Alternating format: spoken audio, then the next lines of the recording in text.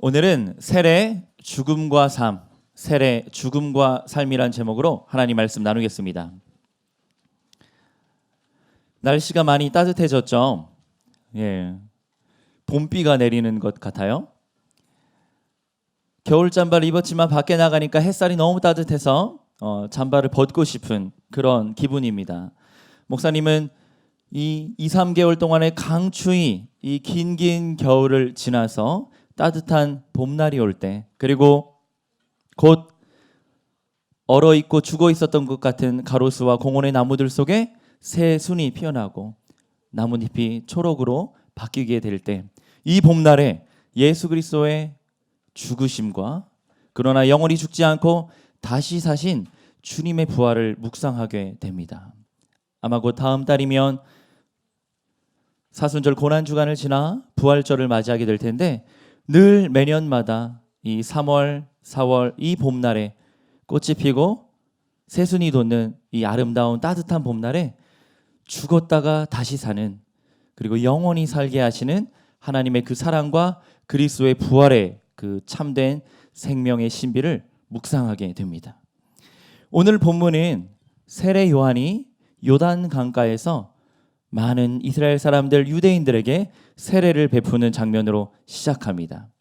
오늘은 마태복음 두 번째 시간인데요. 우리 지난주에 마태복음 1장부터 17절, 1절부터 17절에 나와 있던 예수 그리스도의 계보에 대해서 살펴보면서 구약의 모든 예언과 하나님의 말씀이 메시아를 기다렸는데, 그 메시아로 이 땅에 구원자, 구세주로 예수님이 오셨다고 말씀을 나누었습니다. 그리고 그것은 하나님 말씀의 성취였고 이 땅의 유일한 생명이요 참된 진리의 빛으로 우리를 구원하기 위해 오신 예수님, 그 복음이 시작되었음을 나누었습니다.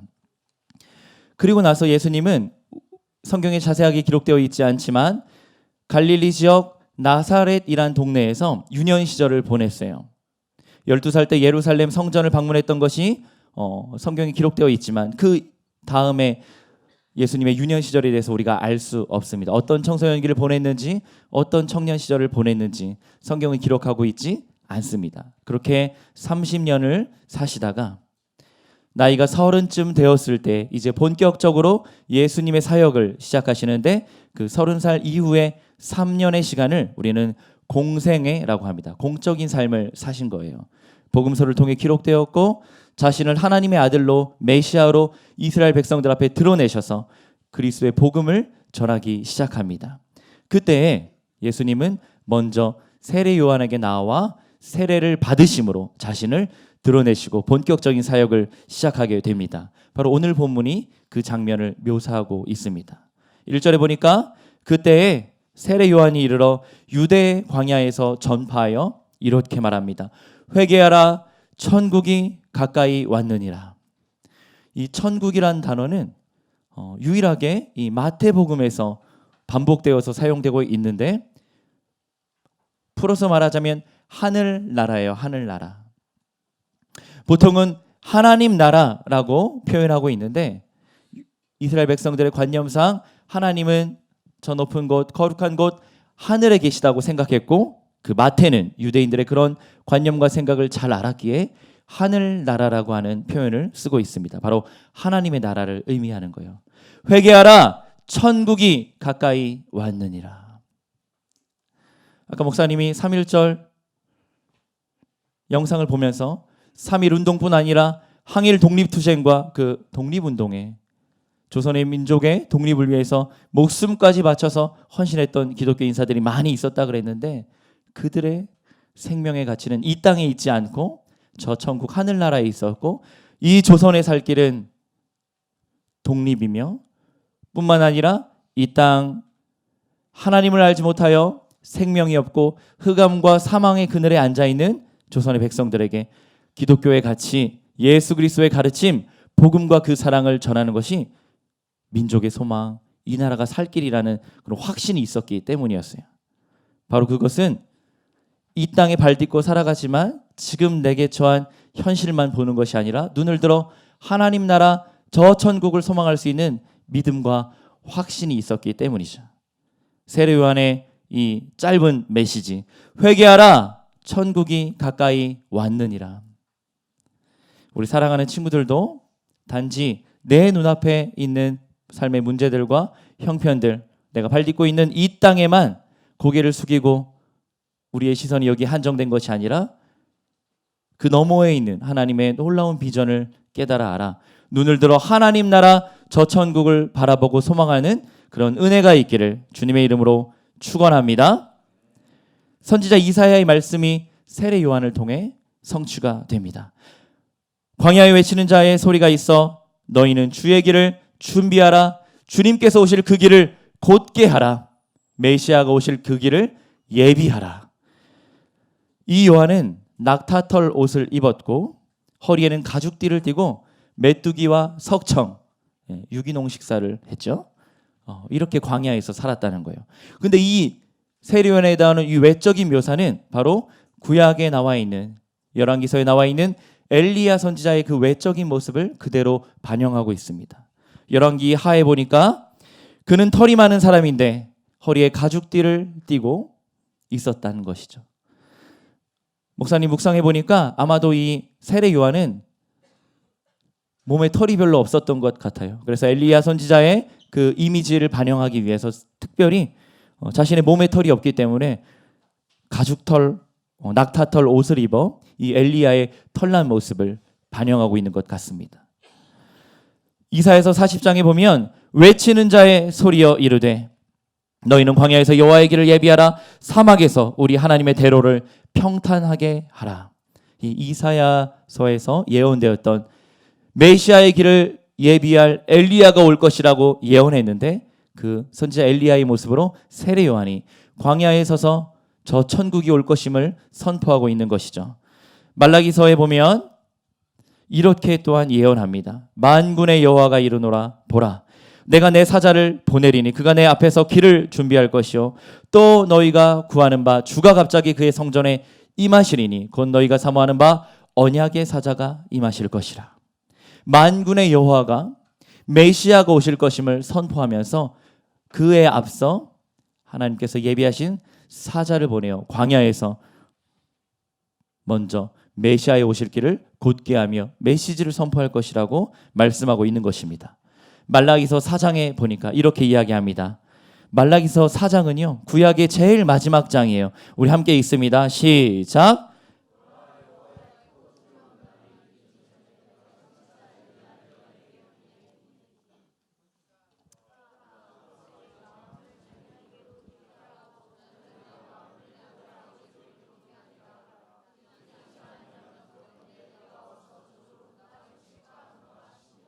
아멘.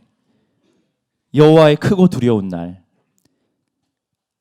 하나님의 심판이 있는 날, 메시아가 이 땅 가운데 오시고 또 최후의 심판을 하실 그 여호와의 그날, 주님의 날, 그때 그 마지막 때가 이르기 전에 메시아가 오시기 전에 선지자 엘리야를 먼저 보내어서 메시아가 오실 길을 예비하리라. 그 모습으로 세례 요한이 이 땅에 먼저 자신을 드러내고 세례를 베풀며 회개하라 천국이 가까이 왔느니라 메시지를 전하고 있는 것이죠.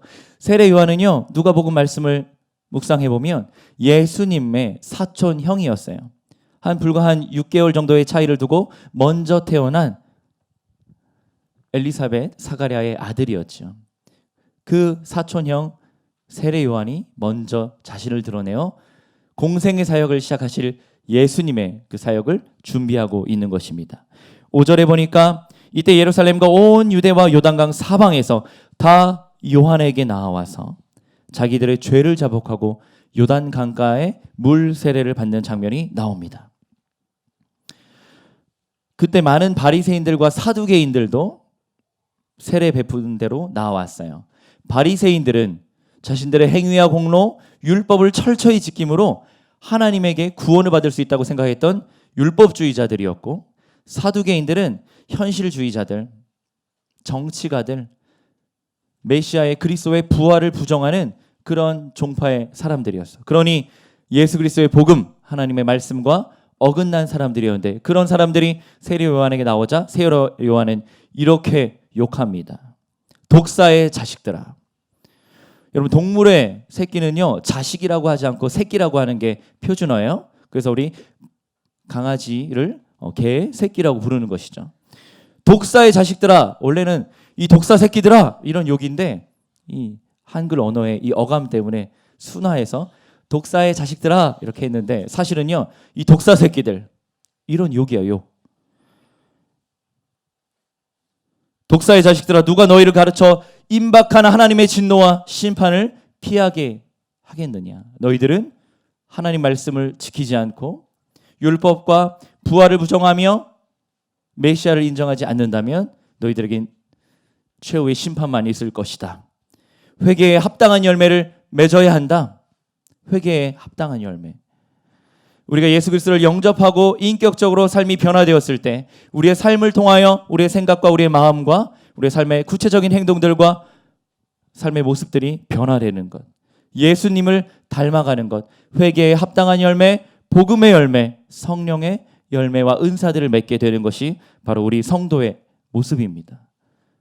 우리 지난달 전도사님께서 설교해 주셨듯이 사랑과 희락과 화평과 온유와 자비와 양성, 충성과 온유와 절제와 같은 성령의 9가지 열매들이 우리 삶의 구체적인 모습들로 우리의 마음과 생각을 변화시키고 학교 생활, 교실에서의 나의 모습, 가정생활, 부모님과 친구들 앞에 나의 모습을 변화시키며 무엇보다도 하나님 앞에 선 내 자신이 예수님을 더욱더 닮아가는 것, 회개에 합당한 열매를 맺어야 하는 것입니다.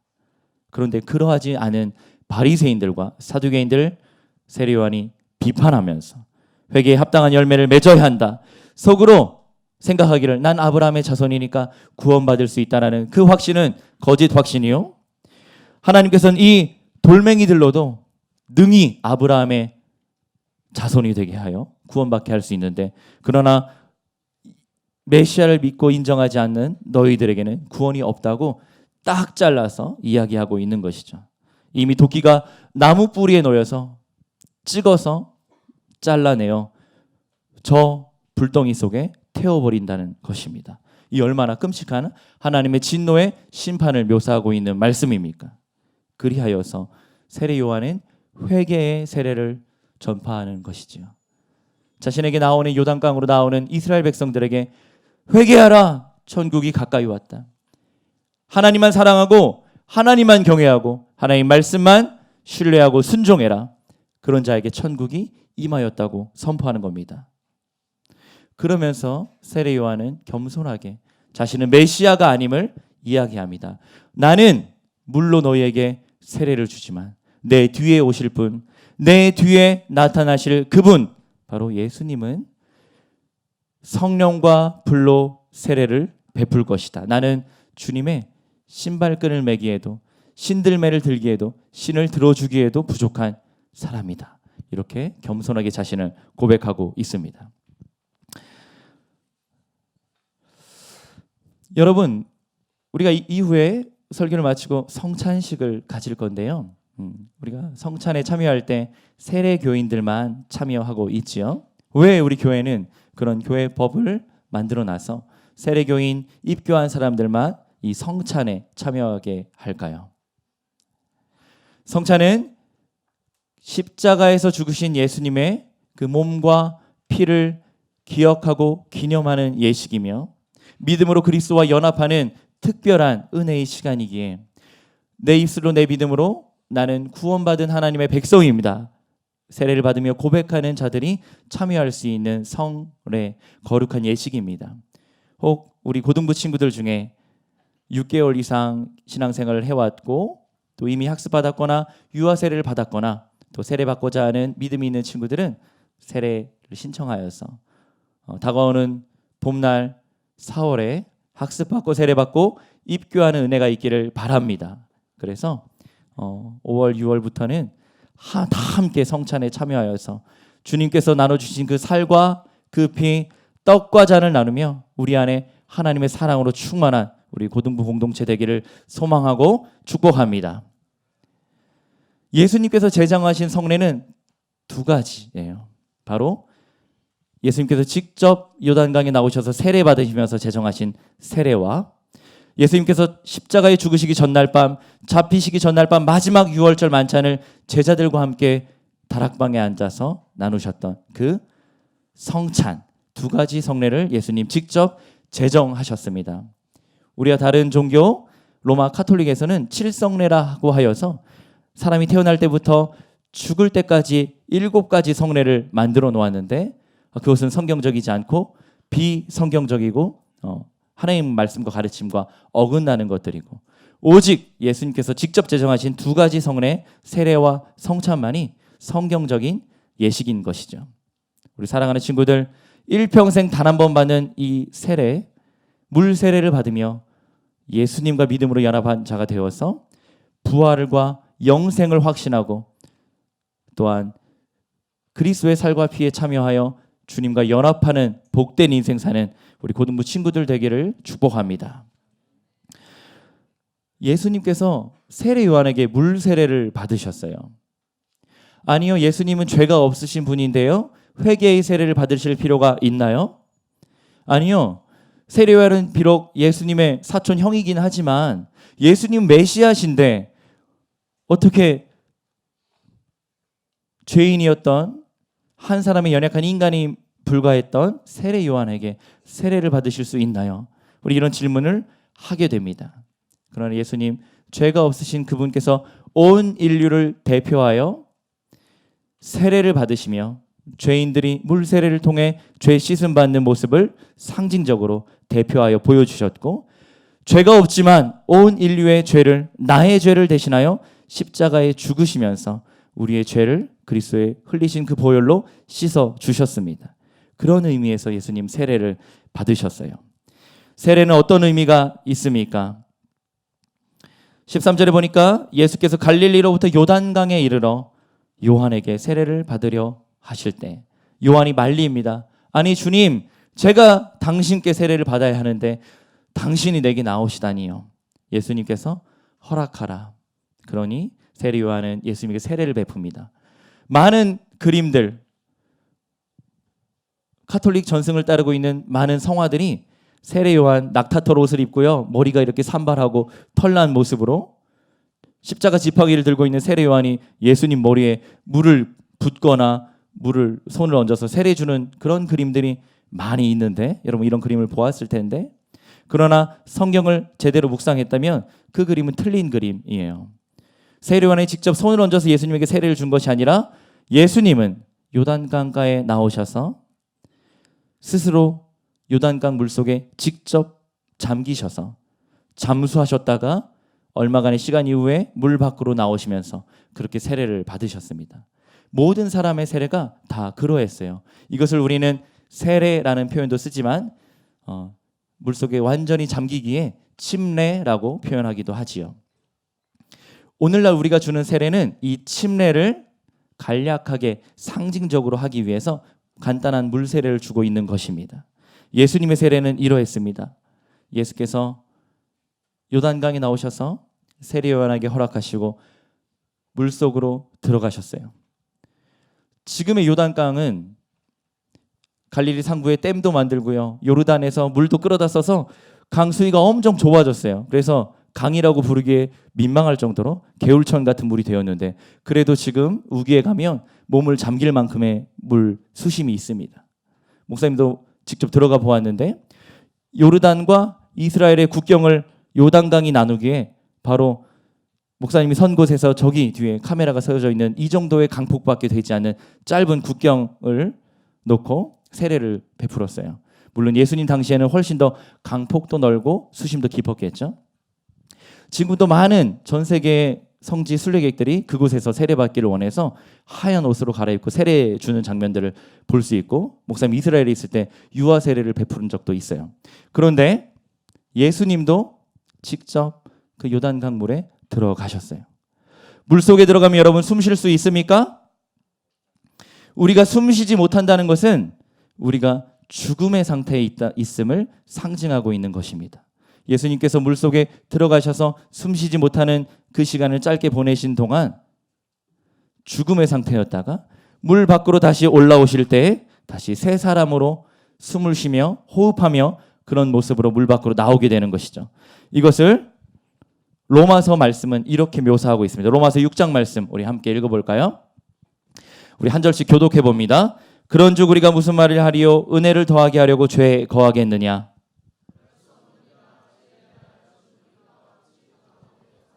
무릇 그리스도 예수와 합하여 세례를 받은 우리는 그의 죽으심과 합하여 세례를 받은 줄을 알지 못하느냐?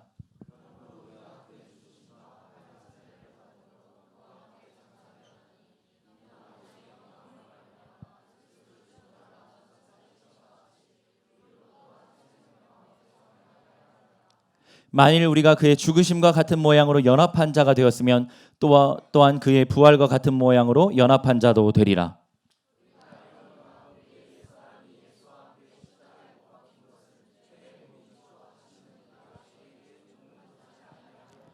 이는 죽은 자가 죄에서 벗어나 의롭다 하심을 얻었음이라.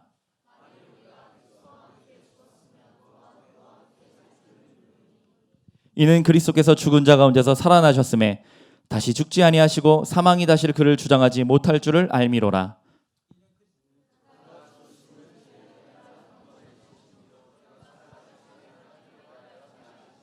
함께 있습니다.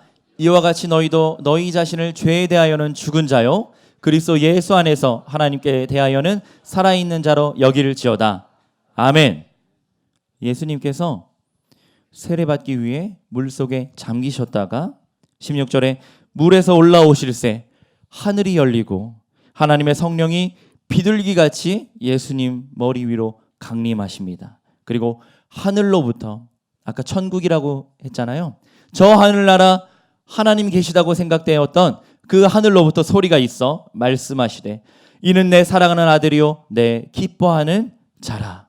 하나님의 예수님이 하나님의 아들이시며 메시아 되심을 예수님 세례받고 물 밖으로 나오실 때 하늘로부터 소리가 있어 선포하십니다. 이것이 예수님이 세례받는 그때 그 장면을 묘사하고 있는 말씀이에요. 로마서 말씀을 읽었듯이 우리가 물속에 잠겨서 세례받는 그때에는 죄에 대하여는 완전히 죽고 물 밖으로 나올 때에는 보라 이전 것은 지나갔으니 새 것이 되었도다. 새로운 호흡을 하며 하나님에 대하여 예수님과 연합된 자로 살게 된 것이 바로 세례받은 우리들의 믿음으로 주님을 영접한 우리들의 그리스도의 신분, 우리들의 영적인 상태입니다. 시간이 없어서 다 설명하지 못했는데 흑암과 사망에 앉아있던 죄의 그늘에 앉아있었던 삶 소망이 없었던 죽은 것과 같았던 우리 죄인의 상태가 예수님을 만나 영접하고 믿음을 갖게 되었을 때 물 밖에 나와 새롭게 호흡하는 것처럼 진리 대신 예수님을 만나 영원한 생명을 누리게 된 것입니다. 우리 사랑하는 친구들이 바로 하나님께서 너는 내 사랑하는 아들이라 말씀하셨듯이 바로 우리 친구들을 향하여 너는 내 사랑하는 아들, 내 사랑하는 딸이라, 너는 내 자녀라. 그리고 예수님과 믿음으로 연합된 죄로 영원한 생명, 구원의 기쁨과 그 감격을 누리는 그런 은혜를 우리 사랑하는 고등부 친구들 날마다 누리며 살아가기를 우리 구주 예수님의 이름으로 간절히 축원합니다. 축원합니다. 오늘 특별히